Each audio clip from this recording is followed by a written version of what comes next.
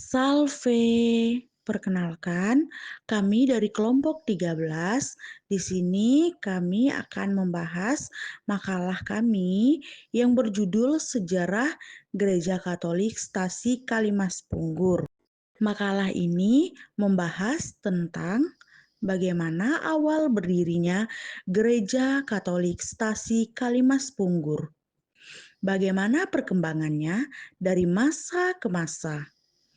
Seperti apa saja peran gereja dalam kehidupan umat dan masyarakat sekitar.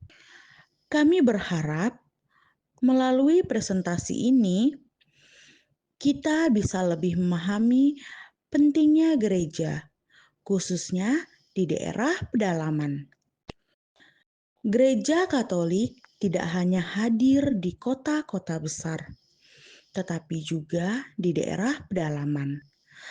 Melalui yang disebut stasi, stasi ini sangat penting karena membantu umat yang tinggal jauh dari gereja paroki agar tetap bisa beribadah dan mengikuti kegiatan gereja.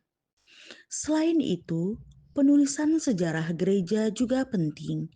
Dengan mengetahui sejarah, kita bisa memahami bagaimana perjalanan iman umat dari masa lalu hingga sekarang.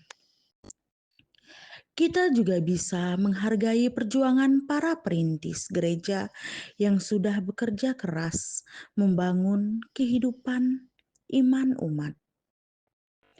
Dalam ajaran Katolik, gereja bukan hanya bangunan, tetapi merupakan persekutuan umat beriman.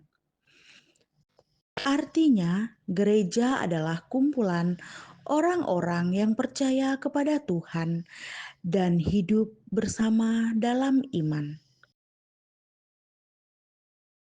Gereja memiliki tugas utama, yaitu liturgi, ibadah atau perayaan iman, karisma, yaitu pewartaan atau penyebaran ajaran Injil, diakonia, yaitu pelayanan kepada sesama.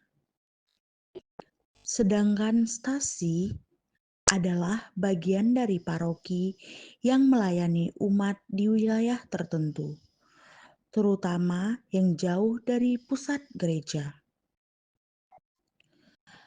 Dengan adanya stasi, umat tetap bisa aktif dalam kehidupan menggereja. Gereja Katolik Stasi Kalimas Punggur mulai berdiri pada tahun 1975. Pada awalnya, umat belum memiliki gereja sendiri, sehingga ibadah dilakukan secara sederhana di rumah-rumah warga. Pastor dari paroki datang secara berkala untuk memimpin misa dan pelayanan sakramen. Walaupun dalam kondisi terbatas, semangat umat sangat tinggi dan mereka tetap setia dalam iman. Kemudian pada tahun 1982 mulai dilakukan pembangunan gedung gereja. Pembangunan ini dilakukan secara gotong royong oleh umat, baik tenaga maupun dana. Akhirnya pada tahun 1984 gereja berhasil diselesaikan dan diresmikan menjadi tanda perkembangan yang sangat penting bagi umat Kalimas Punggur. Memasuki tahun 1990-an, umat semakin bertambah. Kegiatan gereja juga mulai berkembang, tidak hanya ibadah, tetapi juga pembinaan iman dan kegiatan sosial. Pada tahun 2000, stasi ini resmi menjadi stasi mandiri. Artinya, gereja sudah mampu mengatur dan menjalankan kegiatan sendiri dengan lebih teratur dan terorganisir. Baik, Selanjutnya di sini saya akan menjelaskan lagi tentang perkembangan hingga sekarang. Hingga tahun 2026, jumlah umat di Stasi Kalimas Punggur sekitar 384 jiwa. Umat dibagi ke dalam kelompok kecil yang disebut kelompok dasar komunitas atau KDK. Melalui KDK ini, umat saling mengenal, berdoa, berdoa bersama dan mempererat hubungan. Kegiatan gereja juga semakin berkembang, tidak hanya ibadah, tetapi juga kegiatan sosial. Yang kedua, struktur organisasi. Agar kegiatan gereja berjalan dengan baik, dibentuk struktur organisasi.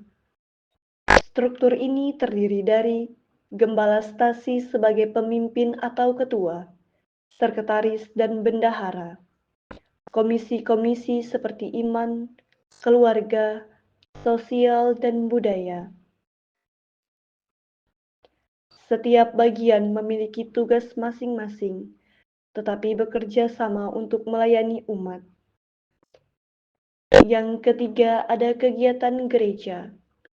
Kegiatan gereja cukup beragam, antara lain misa mingguan dan perayaan hari besar, pendidikan iman atau katekese untuk anak dan remaja, kegiatan OMK atau orang muda Katolik, serta pembinaan keluarga. Kegiatan ini bertujuan untuk memperkuat iman umat dan membangun kebersamaan.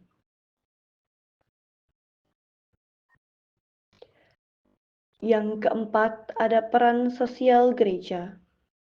Selain kegiatan rohani, gereja juga aktif dalam kegiatan sosial, seperti membantu masyarakat yang kurang mampu, mengadakan kegiatan kesehatan, memberikan bantuan saat terjadi bencana, menjaga kerukunan antar umat beragama, serta masih banyak lagi. Hal ini menunjukkan bahwa gereja juga peduli terhadap kehidupan masyarakat secara luas. Yang kelima, penutup atau kesimpulan. Dari penjelasan tadi, dapat disimpulkan bahwa Gereja Katolik Stasi Kalimas Punggur mengalami perkembangan yang cukup baik. Dimulai dari kondisi sederhana, kini menjadi stasi yang mandiri dan aktif, serta gereja tidak hanya berperan dalam kehidupan iman, tetapi juga dalam kehidupan sosial masyarakat. Baik, Bapak, teman-teman yang dikasihi Tuhan, itu tadi beberapa penjelasan mengenai perkembangan Gereja Katolik Stasi Kalimas Punggur. Semoga dengan penjelasan yang kelompok kami berikan dapat bermanfaat bagi kita semua dan kita dapat mengenal lebih banyak mengenai perkembangan gereja yang ada di Indonesia, tepatnya Gereja Katolik Indonesia yang ada di kota Kalimantan Barat ini. Semoga apa yang kami jelaskan, semoga apa yang kami sampaikan dapat berguna juga bagi teman-teman, Bapak, Ibu, Saudara-saudari yang dikasihi Tuhan. Cukup sekian penjelasan dari kelompok kami. Sekiranya ada kata demi kata yang salah, mohon dimaafkan. Salve, Tuhan Yesus memberkati.